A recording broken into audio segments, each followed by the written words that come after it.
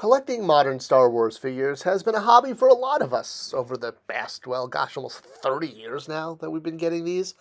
And while the packaging has changed and even the content has changed as new movies and Disney Plus shows and, well, whatever else is coming down the pipe keeps, well, coming down the pipe, a lot of us collect for various reasons. One is we want to see our collection increase in value, like, aged wine or smelly cheese. And while that's a fun part of the hobby, one of the more frustrating things has been a few figures over the years that have been in particularly hard to find. We've had to look for that fish, right?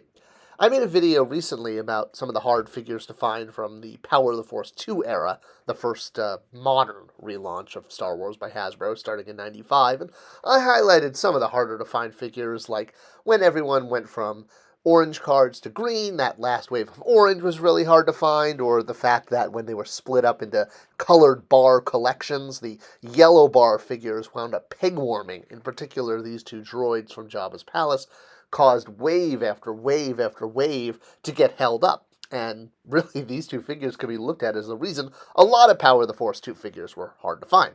But Power of the Force 2 was just the beginning. There were many, many iterations of modern Star Wars lines for the last, God, what has it been now? 30 years? It's crazy. We've had more modern Star Wars toys than we had vintage ones. All right, well, it sort of actually is important because as the line continued, there, continued to be figures that just were a little bit harder to find. And speaking of those two droids from Jabba's palace, while they were sort of the beacon for really the blockage for so many Power of the Force 2, that guy in the middle there, BGJ38, am I reading that right? This guy, another one of the cool droids from Jabba's palace, wound up being a hard figure to find for a different reason. Now, this figure isn't seen that prominently in the film. He's most well known from being in a black and white behind-the-scenes image, but you can still see him in the film. And, well, the figure, and thanks to these cool shots from Bantha's skull, he wound up fitting right in and looks very unique because unlike all the other droids, the protocols, the astro droids, this guy has kind of a different shaped body and a very different shaped head, and getting unique droids, especially for Jabba's palace, is very cool for dioramas. The problem with this guy is he was only available as a Build-A-Droid. He's never been released as a full figure, or in any other way. He was only released once. Most of the Build-A-Figures were, again, Astro Droids or Protocol figures. This one, which was released with the 2010 first wave of the Droid Factory line, wound up becoming not only, one of the more unique droids of the line, but one of the hardest to find. He shipped with the wave that had the Solo twins. That was Han and Leia's kids from before Disney bought this franchise, when they had, expanded universe book children, I guess you could say. So, since this figure shipped with this wave that was not only hard to find in the first place, but also contained figures that wound up being quite popular, it made completing the droid really difficult. And therefore, this became one of the hardest figures to find for a classic trilogy collector. All right, moving on from Build-A-Droids to Star Wars Celebration. Another faux pas when a company releases a figure only at a convention and in no other way. And yeah, for those of you saying, kettle is black with my time on Matty Collector, let me explain. So Star Wars Celebration obviously has lots and lots of merch to buy, and usually it's all over the place as far as categories. Everything from, t-shirts to plastic, plush, drinkware, foodware. I mean, there's been chopstick lightsabers, there's been art, but you don't get too many unique action figures only available at Star Wars Convention, and that's, it's because of the first one that they offered, George Sakul, the George Lucas-headed X-Wing pilot. While technically not a character from the movie, hey, if you're going to get an action figure based on the writer-director of the original movies, it kind of fits in. And George has had a few figures over the years. This isn't the greatest likeness of him, but hey, it was the first. So, while it was cool that it was offered at a convention, that made it really hard to find. And even at the convention, it was really hard to buy, with lines going around the building. In the future, Hasbro learned from this, and all Celebration action figures that were released were then double released and also received a San Diego Comic-Con release, which nowadays is also available online. So you've got other ways of getting these convention-only figures. At the time, George Sakul was only available at Celebration 3. So basically, if you wanted to chase this guy and have a complete X-Wing pilot collection, it was a little tough, and it was frustrating, because a lot of us weren't at Celebration 2, and, couldn't actually wait on the enormous line, and even those who were there were frustrated at how big the line was, and they had to spend so much of their time at the convention. Obviously, if you just want a George Lucas action figure, there's plenty to choose from, but if you want that one in the X-Wing outfit, you had to either hit the Celebration or hit eBay, which, can be just as frustrating. All right. Moving on to the vintage collection. So this is interesting because a big part of it is the fact that all of the figures are numbered. And a few years back, again at a convention, Hasbro released a set of Revenge of the Jedi, the original title of the third movie, or sixth movie, depending on how you look at it. And to commemorate this, a bunch of figures that were already released were given new packaging. Now, interesting, because this was really a package-only execution, meaning the figures weren't different.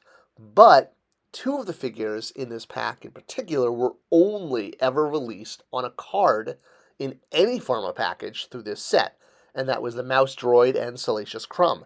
They were released on mini cards, because they're mini figures, but the key is they were part of the numbering system, if you look there at the top right corner. So in order to have a full run of vintage collection figures, these two were required, essentially. Now, it's not like you couldn't get Salacious Crumb in other ways. In fact, there were even multiple sculpts of him done over the years. So there was no problem getting him as a character. But the only time he was ever released in the vintage collection was with this San Diego Comic-Con set on this special numbered smaller card. Same thing with the Mouse Droid. We've actually had quite a few Mouse Droid sculpts over the years, some bigger, some smaller. I think there was like a giant one with a weapons pack one time. And there's been a couple figures over the years that have come with a Mouse Droid as a pack-in, much like C-3PO and Salacious Crumb in that previous shot.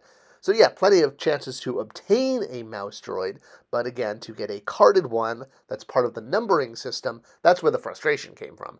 Because if you're collecting something in numerical order, it pretty much stands out when you don't have something like this beacon of not here, missing, missing, missing. And as toy collectors, we like to have a complete set. We want everything, and not having two figures that are part of the numbered system is very frustrating. Probably would have been better if they just didn't number them and threw them in there as a package-only execution. I think a lot of fans probably wouldn't care if they didn't have that number on the back. So, hey, it's those details, and you learn pretty quickly releasing figures at conventions or numbering them as part of it feels personal, and fans get upset over this because, well, we want to feel like the toy company is actually sort of helping us collect, not impeding it. All right, the next one we got to jump to is a little personal for me. And that's when Star Wars was going to be released in 3D. You remember that? That was the whole plan of how they were going to keep Star Wars in the public eye and in conscious after after Episode 3 was done. They were going to re-release all of the movies in 3D, and it was going to get everyone excited again because that was still sort of the age of Avatar when 3D films mattered. Well, of course, the whole 3D film concept got thrown out the window, and only one of them actually got released to theaters.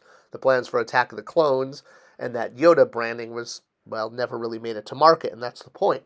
The toy lines that were going to accompany the 3D releases, Episode 1 and then Episode 2, Darth Maul and Yoda packaging, had very limited releases because, well, the 3D was canceled because this happened. When George Lucas sold Star Wars to Disney, a giant reset button was hit on all plans, and the 3D releases were nixed and thrown out the window in favor of doing an all-new trilogy. So, yeah, things definitely went a little bit haywire when it comes to long-term plans when you have a new owner. And all of the figures released on the Episode 1 Darth Maul card, while they had limited release in the US for that first wave, after that, not so much. Most of the figures were reissues, so again, package-only execution and not part of a numbered system. But one figure in particular, Boba Fett with the zipline jetpack, well, this figure has become a bit of a holy grail. because it never got released in the US, only Europe and Canada, which is where usually unrequested or overstocked figures ship. Now, it's the exact same figure we've had before on a vintage card, actually, but this time the jetpack was slightly retooled and included a rope to give it more of a kid-aimed action figure. And yes, if you're saying this is like a new hat Malibu Stacy, boy is it ever. This is probably one of the best examples. It's literally a figure we already have, but there's a new rope. A rope. Velvet rope, as Lisa Simpson would say. But, well, it's not made of velvet, but it is a rope. And it's got a cool action feature, and it does involve newly tooled parts. Does that make it a new figure?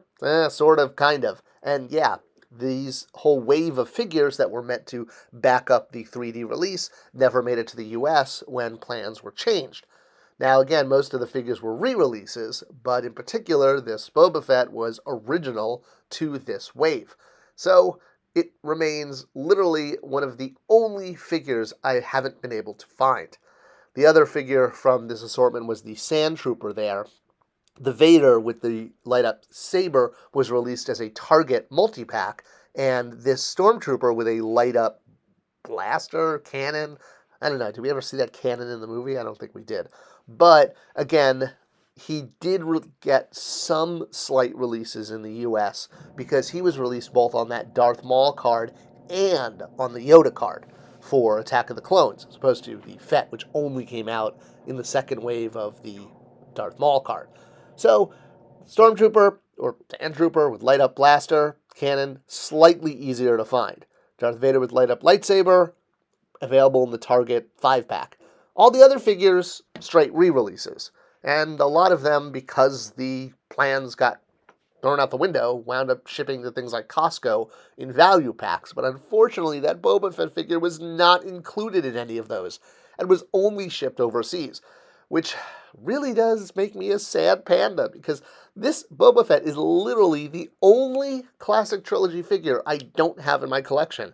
It sells for a pretty penny on eBay these days, and honestly, I'm willing to pay that pretty penny because I like having a complete collection. It drives me crazy that I have every figure released in the original trilogy from 95 on except this Boba Fett. So hey, if anyone has one out there, either carded or loose, that they're willing to sell at a reasonable price, hey, hit me up on SpectorCreative.com, because I'm definitely actively looking for this guy and have been for years.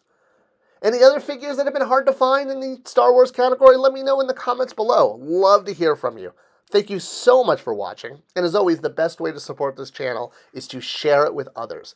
Thank you so much, and I'll see you next time on Spector Creative.